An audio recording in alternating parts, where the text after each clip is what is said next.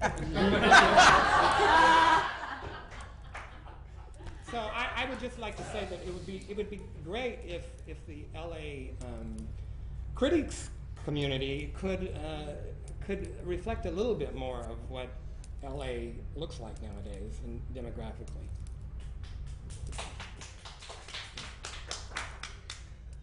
I'm not big on political correctness.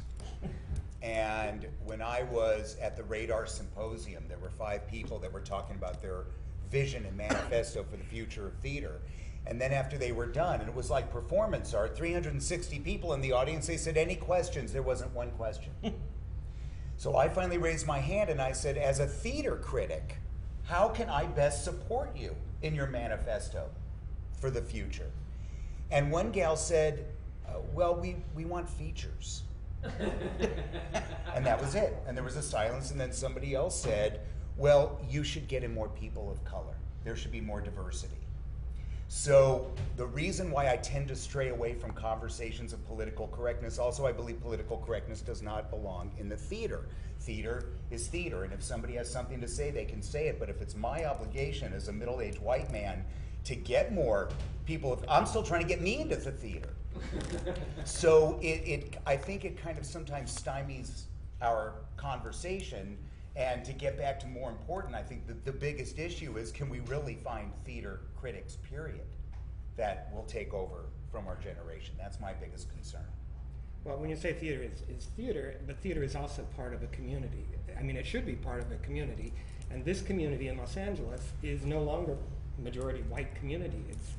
I just have the feeling that a lot of people in this community are not interested in the theater because they so seldom have the opportunity to see people like themselves on stage. And other reasons.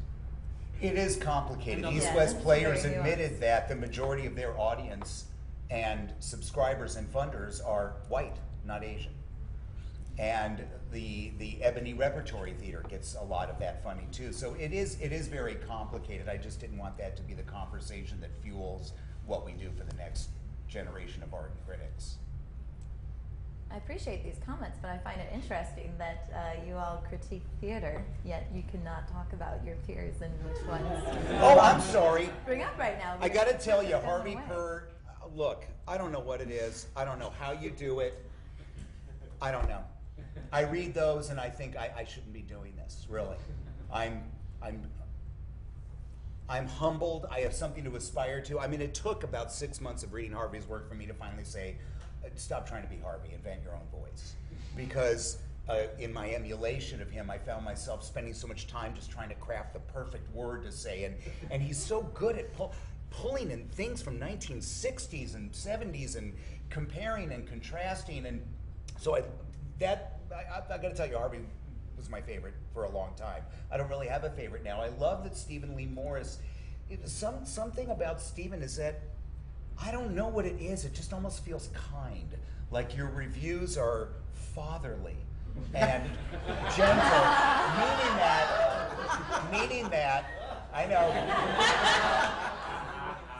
you seem to be teaching the artist what you want to teach them like a loving father would to a son, but at the same time you keep a firm hand in your opinion, and I think your balance is extraordinary. So.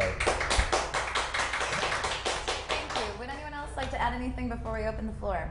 Well, I just want to say that I too admire all of these writers here. As I said, I read probably more reviews than anyone in Los Angeles right now, which is a little frightening. But they all are quite good in different ways, and I was lucky, because I Bitter Lemons, we try to bring, with the print, it's kind of a equalizing force. We don't know if it's going to pan out, but one of the cool things is that I started to find some of these people who weren't parts of print, and Harvey was one, and Tony was one, Trevor was one, and they turned out to be just incredible writers. And there's another, Sarah Taylor Ellis was a gal that I started reading. I was like, this is a great critic, just because she's not associated with established publications. She can write. She is now. Yeah, and she is now, and that's a good thing. So I just admire all these people. So. Yes, thank you. Ezra? Thanks all for doing this. Is great. I have a quick question that will help me clarify Harvey's question, specifically to the comparison between Radar LA and Hollywood Fringe in terms of the experiences. Did you say that you hadn't seen anything at Hollywood Fringe or very little, and yet you saw a number of things at Radar LA? Hey, I saw practically everything at Radar LA, and I only saw one thing.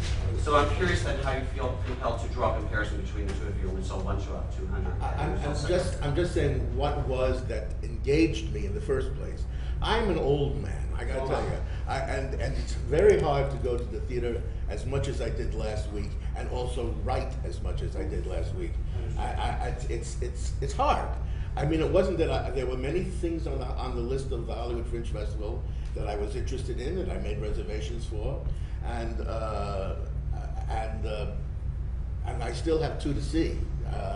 It's not that I'm not interested, but theater also goes on, and there were at least 3 openings, and there was a play I had to see that was not part of either festival because it was closing. I mean, you know, I'm only one person. No, don't get me wrong. My concern isn't that you aren't covering for Hollywood Fringe. My concern is that you make the comparison saying one was better than the other when you had not experienced people. I didn't say I meant better in terms of engaging me.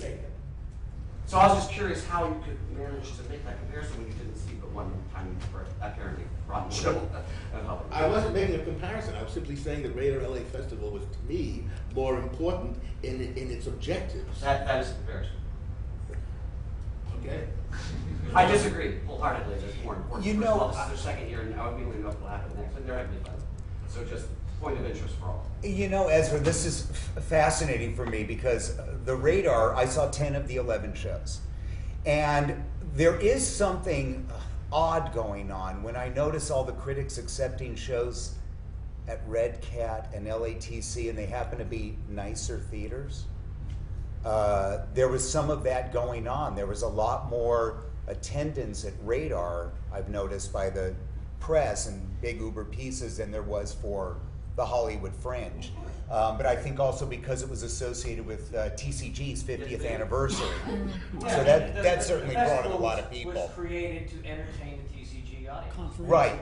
But also, Radar is complicated because Radar's job was to blur the lines. This is theater that's trying something new. One of them was practically a museum piece, were it not for a girl with a cardboard cutout in front of her. It was a museum installation, but it's held in a theater. So is it theater? That's, you know, so those, I appreciate them blurring the lines.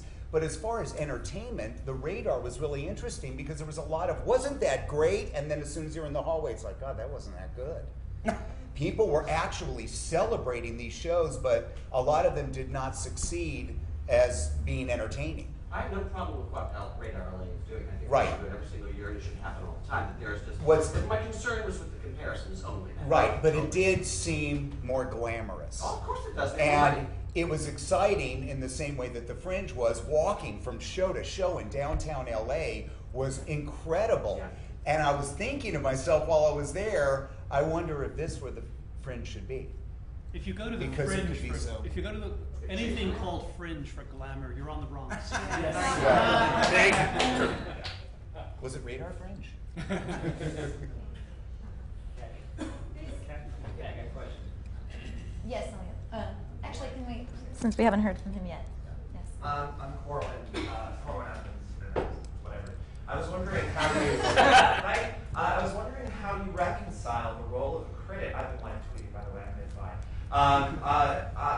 How you reconcile the role of a critic as artistic development versus voice of audience advocacy, where you use pull quotes to provide social proof to market a show, versus taking reviews to enrich and develop the production of the show as it continues through its lifespan.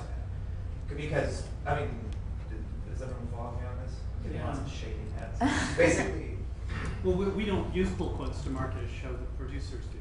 right. I mean, as a producer, Uh-huh.